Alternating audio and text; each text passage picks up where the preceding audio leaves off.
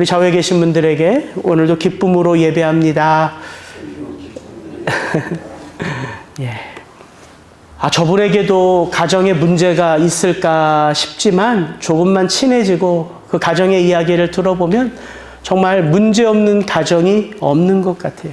모든 가정마다 정말 마음을 졸이는 문제 하나씩은 다 있는 것 같고요. 또 그 가운데 첫 번째로 손꼽히는 것은 다름 아닌 자녀들의 문제가 아닐까 싶습니다. 여러분, 부모가 되고 나서 부모로서 나의 평생에 나를 울게 하고 웃게 하는 자가 있다면 사실 우리 자녀 말고 그 누가 있겠습니까? 자녀 때문에 웃기도 하고 삶이 좀 힘들고 지치지만 그 자녀 바라보면서 다시 일어나 뛰어야 할 용기를 얻는 것도 바로 그 자녀들 때문 아니겠습니까? 그런데 또 때로는 바로 그 자녀 때문에 가슴을 움켜쥐고 아파하기도 하고 또 흐르는 눈물을 머금고 기도의 자리로 나아가는 것도 바로 자녀들 때문이죠. 그렇게 우리는 이 땅에서 결혼을 하고 가정을 갖고 자녀를 얻게 되면 바로 그곳에서 부모라는 이름의 삶을 하나하나 배우게 되는 것이지요. 하나님은 그렇게 가정이라는 울타리 속에서 우리의 신앙을 더 깊이 그리고 더 온전히 돌아보게 하는 것입니다. 저는 오늘 본문 속에 등장하는 두 가정의 이야기를 이번 주와 다음 주 두 주에 걸쳐서 좀 살펴보기를 원합니다. 한 가정은 바로 우리가 지금까지 살펴보았던 한나와 사무엘 가정이고요. 또 다른 한 가정은 엘리와 그의 두 아들 홈니와 비느하스의 이야기입니다. 사무엘서 기자는 오늘 읽은 우리 본문 11절부터 26절까지를 보면 이 두 가정의 이야기를 번갈아 우리에게 보여주면서 믿음이 어떻게 그 부모에게서 자녀에게로 흘러가는지를 우리로 보게 합니다. 오늘 본문 11절은 이렇게 시작하죠. 엘가나는 라마의 자기 집으로 올라가고 그 아이 사무엘은 제사장 엘리 앞에서 여호와를 섬기니라. 한나의 이야기로부터 이제 본격적으로 사무엘의 이야기로 넘어갑니다. 우리가 읽은 2장의 말씀보다 사실 우리에게도 익숙하고 잘 알려진 이야기는 3장의 이야기예요. 바로 하나님께서 그 어린 사무엘을 부르시는 장면. 어린이 성경에도 보면 사무엘의 이야기는 바로 그 이야기가 실려 있습니다. 여호와의 법궤가 있는 실로의 그 여호와의 전에서 잠들어 있는 그 어린 사무엘이 음성을 듣습니다. 사무엘아, 사무엘아. 사무엘은 지금까지 단 한 번도 하나님의 음성을 들어본 적이 없어요. 당연히 누가 부른 것으로 알죠? 엘리 대제사장이 부른 것으로 알죠. 그래서 엘리에게 찾아갑니다. 당신이 부르셨기에 내가 여기 있나이다. 엘리가 깜짝 놀라요. 아니다. 내가 너를 부른 적이 없으니 돌아가서 다시 눕거라. 이 일들을 3번을 반복해요. 엘리가 문제는 있어도 베테랑 아닙니까? 알아차리죠. 하나님께서 이 아이를 부르시는구나. 그래서 엘리가 사무엘에게 알려줍니다. 다시 또 내 이름이 들리면 여호와여 내가 여기 있사오니 말씀하옵소서.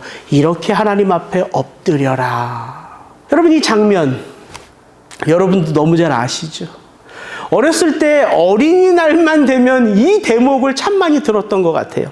나이가 들어서 성경을 그래도 여러 번 읽다 보니까 저에게는 이 장면을 보면 이런 게 생각이 나요. 하나님이 왜 이렇게 어린 사무엘을 부르시는 게 급하실까 하는 거예요. 하나님이 지금 뭐가 급하시기에 이런 어린 아이를 부르실까 하는 장면입니다. 제가 늘 알던 하나님은 그런 하나님이 아니시거든요. 당신의 뜻을 이루기 위하여 누군가를 부르실 때 하나님은 급하시지 않아요. 감정대로 부르시지 않습니다. 인내하시고 기다리시고 때가 될 때 비로소 그 영혼을 부르세요. 여러분, 모세는 언제 부름을 받았습니까? 그의 나이 80이에요. 어떻게 보면 인생 다 산 것 같고 인생이 이제 다 끝난 것 같은 그때에 하나님은 그 모세를 부르십니다.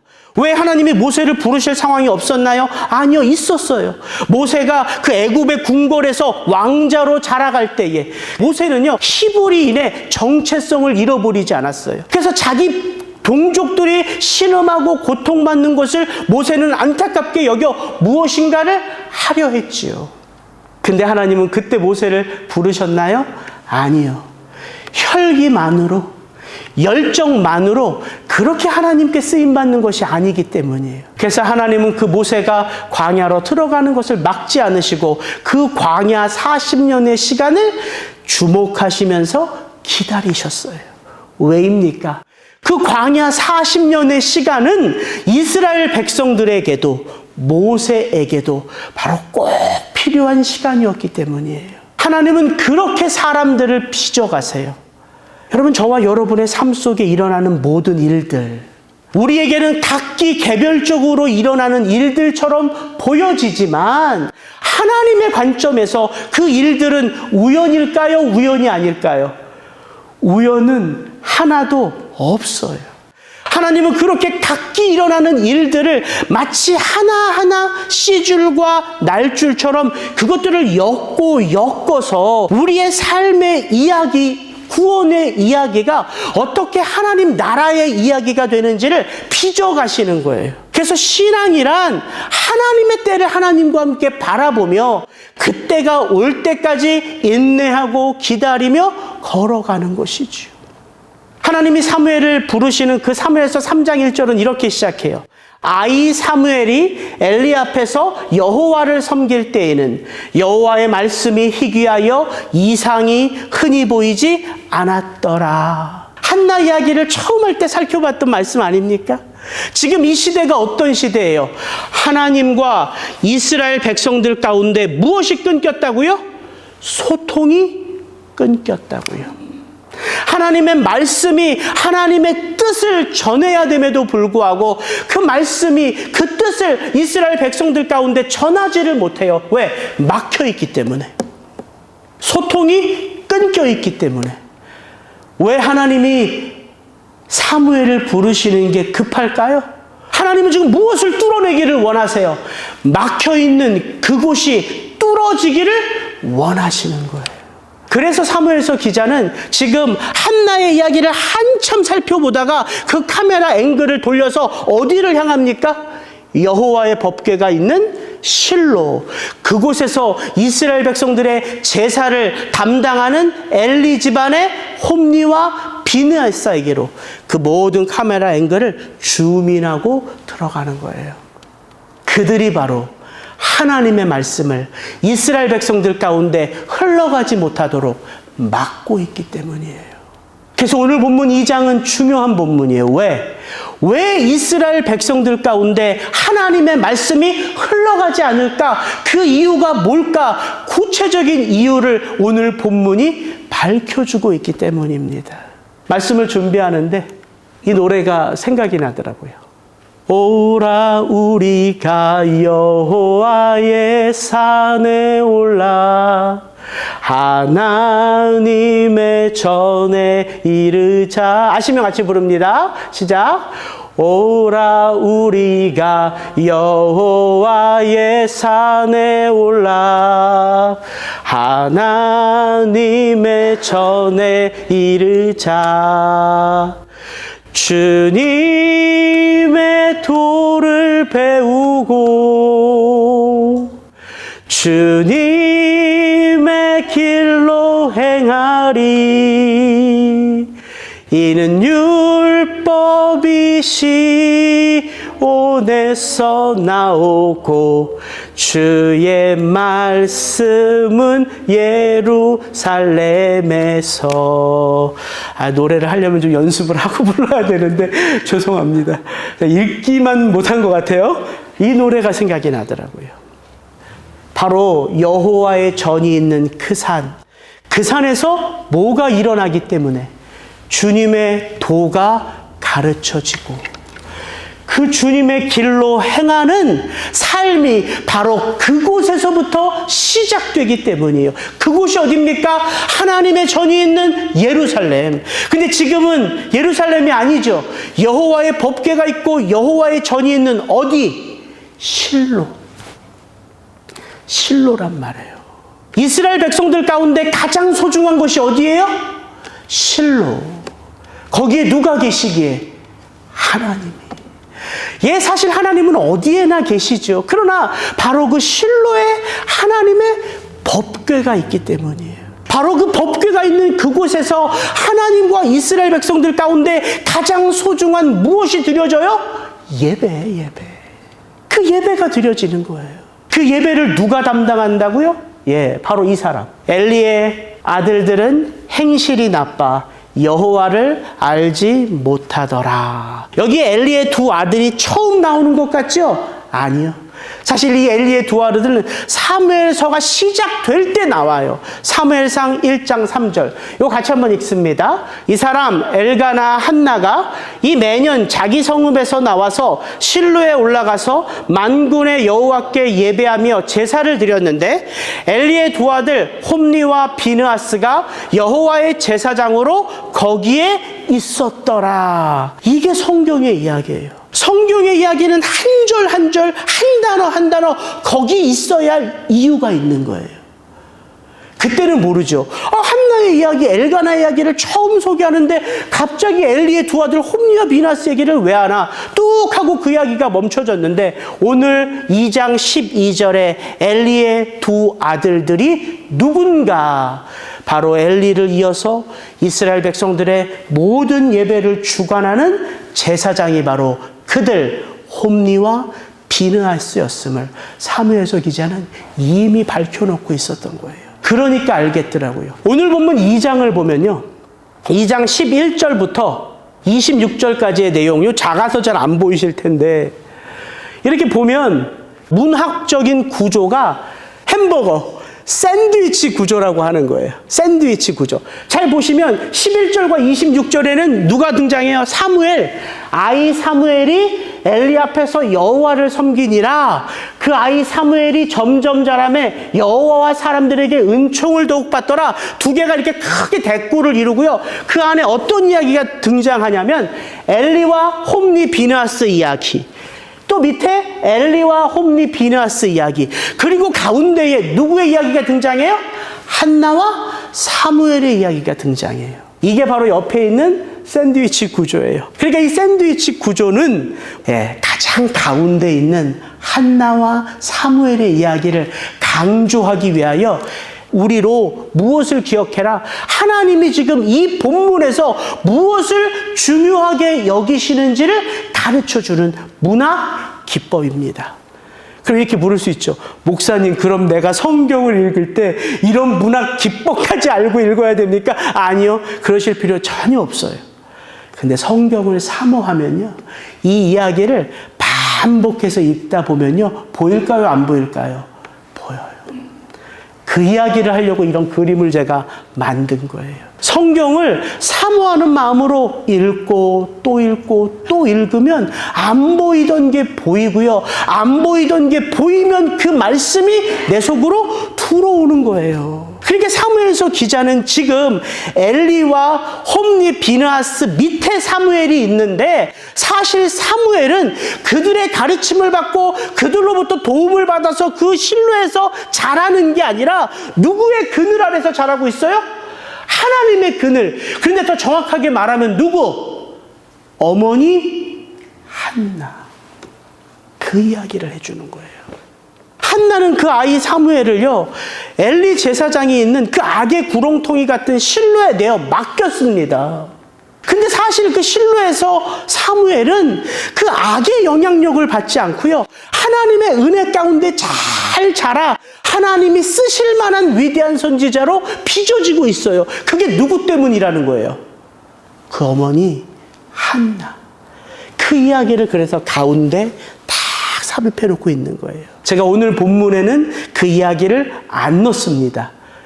다음 주에 다루려고. 이제 오늘 집에 가셔서 이 설교를 듣고 11절부터 26절까지를 쭉 읽으면서 그 가운데 한나의 이야기를 보시면 도대체 한나가 누구이기에, 무엇을 했기에, 어떤 은혜가 있기에 이 아이 사무엘이 그 어머니의 사랑과 그 기도 속에서 이렇게 위대한 선지자로 자라가는지를 보실 수 있습니다. 여러분, 이게 성경을 우리가 같이 나누는 목적이에요. 그래서 저는 오늘 엘리와 그의 두 아들 홈니, 비느하스의 이야기를 좀 살펴보기를 원합니다. 오늘 본문 2장 12절 13절 같이 한번 더 읽어볼까요? 엘리의 아들들은 행실이 나빠 여호와를 알지 못하더라.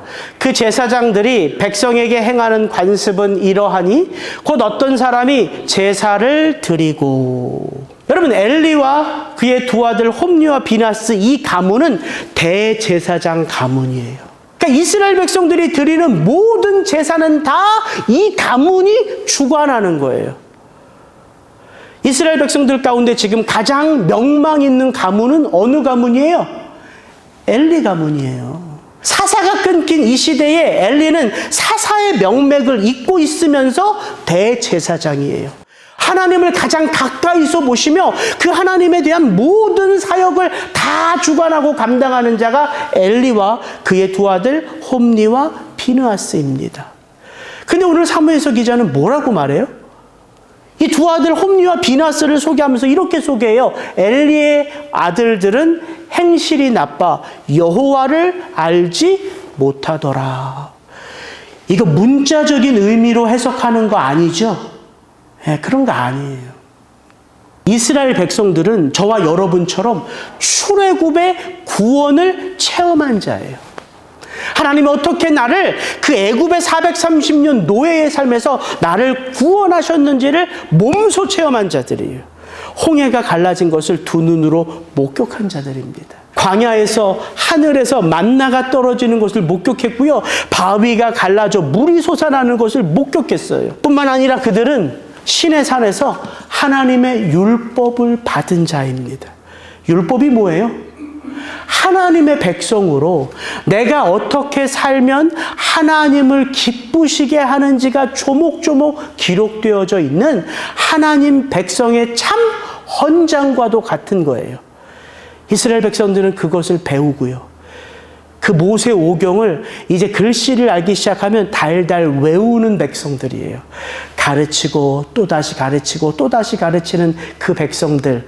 그들 가운데 가장 탁월한 엘리 가문의 두 아들이 여호와를 모른다고요? 말이 안 되는 거지. 이건 여호와를 모른다는 말이 아니라 사무엘서 기자가 꼭 하고 싶은 말을 표현하기 위하여 그런 의미를 부여한 거예요. 바로 그 다음 구절. 엘리의 아들들은 행실이 나빠 여호와를 알지 못하더라. 그 제사장들이 백성에게 행하는 관습은 이러하니. 바로 이 대목을 말하고 싶은 거예요. 여러분, 우리가 하나님을 알아가는 것, 어떻게 그 하나님을 알아가요? 하나님의 말씀, 하나님의 뜻을 행함으로 하나님의 마음을 체험하고 하나님의 역사를 체험하는 게 그 하나님을 알아가는 거죠. 그 여호와를 알지 못한다는 건 엘리와 그 두 아들의 삶 속에는 누구의 뜻이 드러나지 않고 누구를 위한 삶이 드러나지 않는 거예요. 하나님의 뜻이, 하나님의 마음이 그들의 삶 속에는 드러나지 않는 거예요. 여러분, 이스라엘 백성들이 제사를 드릴 때 그들이 원하는 때에 원하는 것으로 원하는 곳에 가서 제사를 원하는 대로 드립니까? 그게 제사예요? 아니요. 이스라엘 백성들의 제사는 그렇게 드려지지 않습니다. 그래서 율법의 핵심은 뭐예요? 제사법이에요. 율법의 대다수를 차지하는 게 제사법이에요. 어떻게, 무엇을 가지고, 어디에서, 언제, 누구를 통하여 내 앞에 나와 예배해라. 이게 율법이거든요. 그렇다면 이 엘리의 두 아들 홈니와 비느하스가 그 여호와의 법궤가 있는 실로에서 그 제사의 업무를 담당할 때는 어떤 표현이 나와야 돼요? 그 제사장들이 백성에게 제사를 드릴 때에는 무엇을 따라? 관습을 따라가 아니라 무엇을 따라? 하나님의 계명, 하나님의 말씀, 하나님의 율법을 따라 제사를 드리는 게 맞지요. 근데 홈니와 비느하스는 하나님의 말씀을 쫓아 제사의 업무를 주관하지 않고 무엇을 따라 했다고요? 관습을 따라 했다고요. 그 말을 조금만 해석해 보면 홈니와 비느하스가 아버지를 이어 그 제사장의 업무를 책임지고 담당할 때에 그들은 누구를 보면서 누구가 하는 것을 따라서 그 제사의 업무를 시작하고 배우기 시작했을까요? 누구입니까? 엘리예요, 엘리. 이게 핵심이에요. 지금 사무엘서 기자는 사무엘서 2장에서 악을 행하는 게 홈리와 비느하스라고 말하는 것처럼 보여지는데 사실은 누구를 주목하고 있다고요? 엘리예요, 엘리. 이게 자녀 양육을 우리가 생각할 때 내 모습을 돌아봐야 할 가장 중요한 이유입니다. 히브리어 성경을 보면요, 저 번역 엘리의 아들들은 행실이 나빠. 이 히브리어가 어떻게 돼 있냐면 베네 벨리알 이렇게 돼 있어요. 베네 벨리알. 이 말이 행실이 나쁘다 이렇게 번역을 한 건데 이 베네 벨리알이라는 말은 베네, 분네 이런 말은요. 벤, 이게 아들이란 뜻이거든요. 이 아들의 복수가 베네, 분네예요. 그러니까 아들들이란 말이죠. 그럼 벨리알이라는 말은 무슨 말이냐면 보통 명사로 무가치한 자, 사악한 자, 악한 자가 벨리알이에요. 근데 이게 보통 명사인데요. 신약의 어디를 보면 사도 바울은 이 벨리알이라는 단어를 정확하게 고유명사처럼 써요. 어딜까요? 고린도후서 6장이에요. 거기에 보면 사도 바울은요, 그리스도와 벨리알이 어찌 함께 하겠느냐. 그럼 벨리알은 뭐예요? 사탄, 마귀예요. 이 벨리알이라고 하는 보통 명사가 이스라엘 역사 속에 시간이 거듭되니까 마치 이 보통 명사가 고유 명사처럼 사용되고 있는 거예요. 맘몬이랑 단어랑 똑같아요. 맘몬이란 단어는 보통 명사예요. 물질, 돈. 근데 이 맘몬이라는 단어가 시간이 거듭돼서 신약 시대로 넘어가면 맘몬. 모든 물질을 주관하는 신으로 고유 명사처럼 쓰여지고 있어요. 이 단어가 바로 그런 단어예요. 그러면 엘리의 두 아들들은 행실이 나빠. 이 행실이 나빠 여기서 강조하고 있는 건 누구예요? 두 아들입니까? 두 아들을 그렇게 만든 엘리입니까? 엘리예요, 엘리. 이게 핵심이라는 거예요. 홈리와 비느하스는 그 아버지가 제사를 드리는 그 관행 그대로 제사를 드렸는데요. 어떻게 제사를 드렸냐면 하나님은 율법에 특별한 제사에는 이 제사장의 몫으로 가슴과 넓적다리를 삶아서 먹으라고 정해 놓으셨어요. 그러니까 화목제의 제사장의 몫은 가슴과 넓적다리예요. 근데 지금 홈리와 비느하스는 이 고기를 삶을 때에 사환들을 보내서 3살 갈고리로 소치건 가마건 큰 소시건 작은 소시건 그 고기를 삶는 어디든지 간에 막 찍으라는 거예요. 그래서 걸려서 나오는 모든 것은 다 내 것으로 가져오라는 거예요. 탐욕이죠. 하나님을 향하여 드리는 제사에 어느덧 하나님은 빠지고요. 내 욕심만 채우는 제사로 이 제사가 바뀌어졌어요. 오늘 우리가 읽은 대목에는 이런 대목도 나와요. 사환들이 갑자기 와서 기름을 태우기 전에 고기에 붙어있는 기름을 고깃째에 달라는 거예요. 근데 오늘 본문에 보면 제사를 드리는 사람이 오히려 율법을 더 정확하게 알아요. 하나님이 이스라엘 백성들에게 기름은 피와 먹지 말라고 하셨어요. 모든 기름은 다 하나님의 것이니까 그것을 여호와께 태워 향기로운 제물로 바치라고 하셨거든요. 근데 홈리와 비느하스는 삶은 고기를 그렇게 안 좋아했나 봐요. 사환을 시켜서 그 고기의 기름을 태우기 전에 날 것으로 가지고 오라고 말합니다. 제사를 드리는 사람들이 오히려 말려요. 율법의 하나님은 기름을 여호와께 바치고 남은 것을 삶아서 제사장에게 바치라고 했으니까 내가 이 기름은 다 태워 하나님께 드리겠다라고 하니까 사환들이 아니다. 제사장이 구운 고기를 좋아하니까 기름을 태우기 전에 먼저 달라고 한다.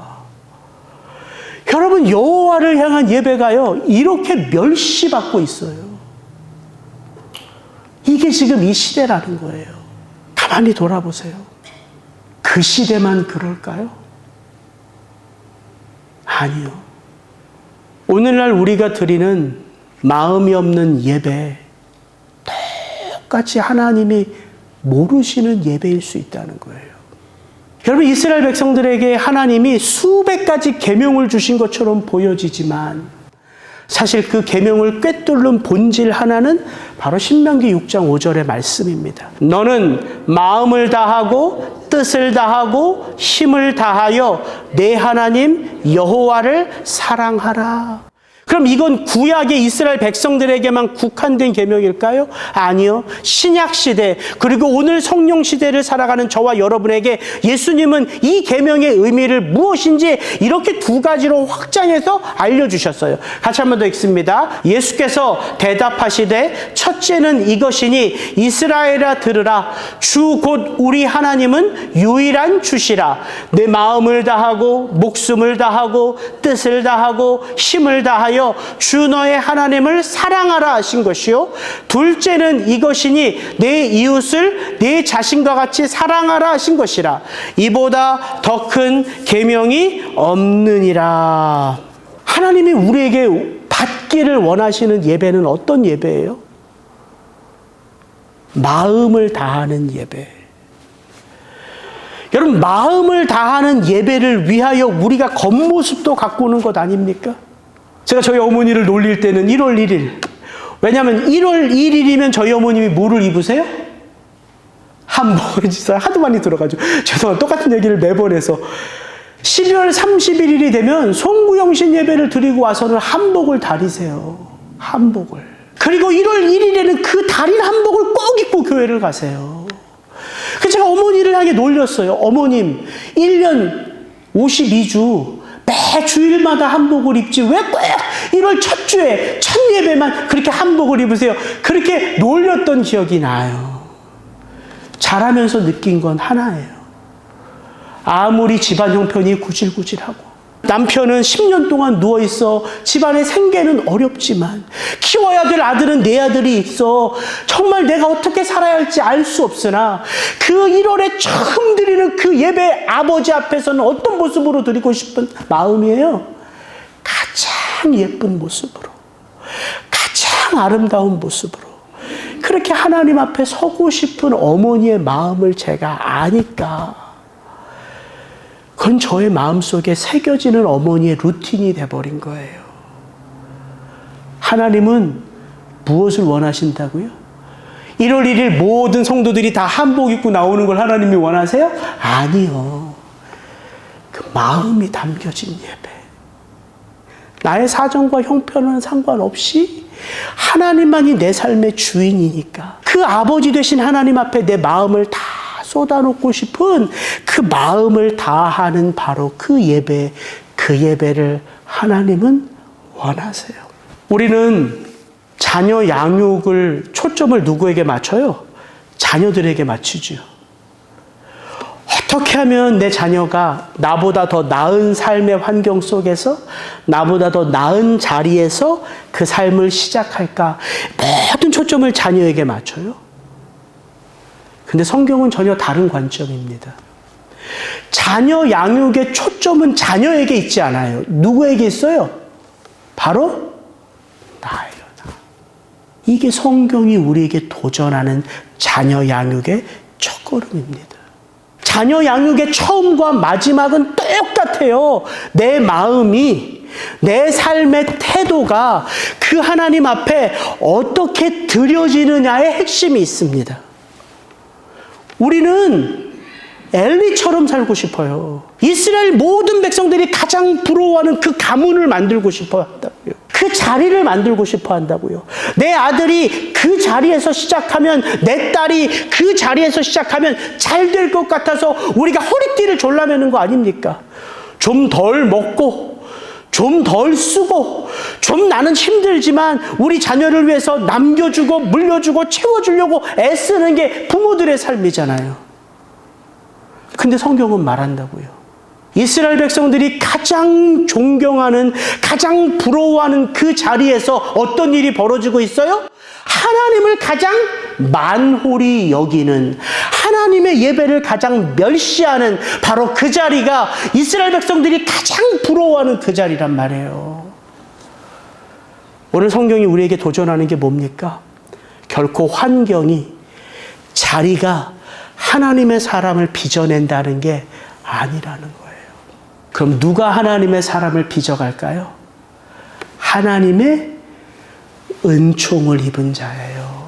그래서 제가 한나 이야기를 그렇게 집중해서 해온 거예요. 오늘 이 설교와 다음 주 설교를 하기 위해서 사실. 왜냐하면 사무엘서를 펼치면서 은혜를 입은 자, 은총을 입은 자는 여인 한나거든요. 한나. 그 여인이 원통했는데 원통한 마음에 그 여인이 무엇을 포기하잖아요? 예배를 포기하잖아요.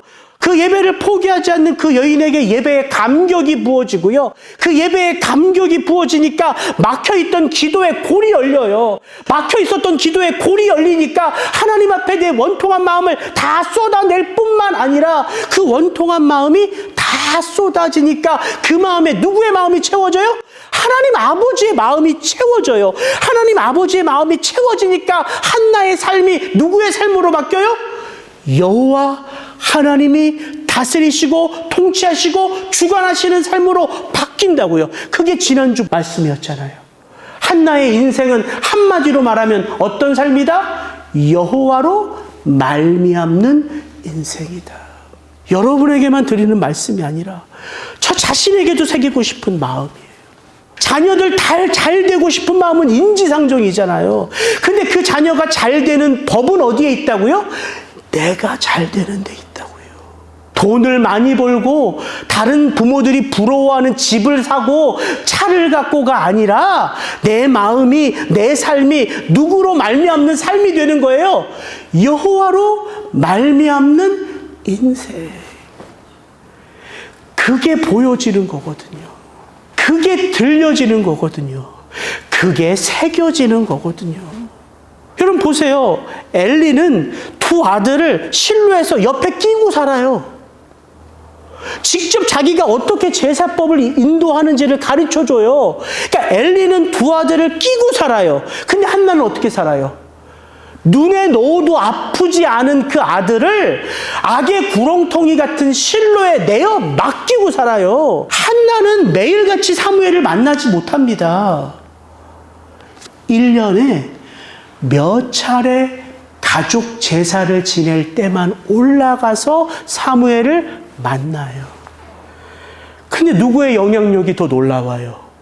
엘리가 두 아들에게 미치는 영향력입니까? 한나가 그 아들 사무엘에게 미치는 영향력입니까? 여러분, 아들, 딸 끼고 있어서 하나님의 사람 되는 거 아닙니다. 가까운 데 있으면 제일 좋지요. 늘 보고 만날 수 있으니까. 그러나 내가 붙들고 있어서 우리 자녀들이 하나님의 사람으로 빚어지는 게 아니라 우리가 하나님께 그 아들을, 그 딸을 내어 맡기고 내 삶이 여호와로 말미암는 인생으로 바뀌어질 때 우리의 자녀들은 바로 그 부모님의 삶 속에 깃든 여호와의 손길을 보며 자라가는 거예요. 그래서 오늘 설교는 너무 클리어합니다. 목사님, 이제 아들, 딸 다 키워놓고 손주, 손녀 보는데 무슨 자녀 양육? 아니요. 자녀 양육의 시작은 자녀에게 있는 게 아니라 나에게 있기 때문에 우리가 오늘 이 말씀을 통해서 나의 삶을 돌아볼 수 있는 거예요. 지금 나의 예배를 돌아볼 수 있는 거예요. 여러분, 우리가 신앙생활하면서 얼마나 많이 봅니까? 솔직히 그 교회, 그 성도들에게 마음이 없는 목사, 자기 목원들에게 마음이 없는 리더, 장로님, 권사님들 죄송하지만 자기 성도들 마음이 없는 장로님, 권사님들 우리가 얼마나 많이 만나요, 솔직히. 그래서 이 말씀 앞에서 제 자신을 돌아볼 수밖에 없는 거예요. 내 마음은 과연 이 교회에 있나? 내 마음은 과연 우리 성도님들 한 분 한 분들의 삶 속에 있나? 그래서 너무 괴롭고 무거운 거예요, 이 말씀의 무게가. 왜냐하면 내 마음이 하나님 앞에, 성도들 앞에 가려질 수 없는 것이기에. 그래서 돌아보는 거예요. 지금 내 마음의 중심은 어디에 있는지. 하나님 앞에 제사를 드린다고요? 예, 가장 가까이서 가장 아름답게 그 하나님을 바라볼 수 있는 그 실로 엘리 집안에서 여호와를 멸시하니까 그 죄는 엘리 집안의 죄가 아니라 이스라엘 모든 백성들의 죄로 확장되어 가요. 그래서 하나님과 이스라엘 백성들 가운데 소통이 끊어졌어요. 여러분, 소통이 끊어졌다는 말은 영적인 가르침이 멈춰졌어요. 왜? 하나님이 그 여호와의 전에서 누워 곤히 잠들어 있는 그 어린 소년 사무엘을 사무엘아, 사무엘아 부르셨는지 이제 여러분 아시겠죠? 하나님의 마음이 그렇습니다. 하나님의 마음이 그렇게 이 땅 가운데 하나님을 전심으로 찾는 자들을 향하여 그 마음이 불이 붙어요. 제가 언젠가 설교했던 것 같아요. 예레미야서 말씀을 쭉 읽어가는데 왜 하나님은 항상 우리들에게만 너는 마음을 다하고 뜻을 다하고 정성을 다하고 힘을 다하여 주 너의 하나님을 사랑하라. 왜 하나님은 맨날 우리에게만 with all my heart, with all my strength 이렇게 말씀하시나. 예레미야서를 읽는데 아니요. 하나님이 그렇게 우리를 사랑하시더라고요. With all my heart, with all my soul, with all my strength. 그렇게 우리 한 사람 한 사람을 사랑하시는 그 하나님이시기에 우리를 향하여 외치실 수 있는 거예요. 나는 너의 마음을 원한다. 같이 기도하겠습니다.